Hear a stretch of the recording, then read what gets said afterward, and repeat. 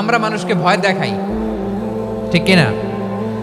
আমরা ইসলামকে এমন কঠিনভাবে উপস্থাপন করি, মানুষ ভয় পেয়ে যায়। বিশ্বনবী মানুষকে ভয় দেখাতেন না, তিনি আশা দিতেন, ভরসা দিতেন।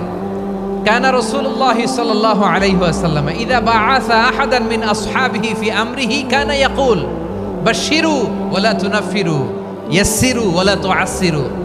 কাউকে কোনো দায়িত্ব দিয়ে পাঠালে সাহাবাদেরকে তিনি বলে দিতেন প্রত্যেককে যে বাশশিরু ওয়ালা তুনাফিরু, মানুষকে সুসংবাদ দিও, দিন থেকে ভাগিও না, সহজভাবে ইসলামকে উপস্থাপন করো, ইসলামের শিক্ষাটাকে জটিল করে উপস্থাপন করো না। সুবহানাল্লাহ, কত চমৎকার, কত সুন্দর আমাদের ধর্ম। তিনি বলেছেন সহজ করো, কঠিন করো না, সুসংবাদ দাও, মানুষকে দিন থেকে ভাগিও না। সুবহানাল্লাহ বলেন। তাহলে বিশ্বনবী মানুষকে জান্নাতের সুসংবাদ দিয়েছেন।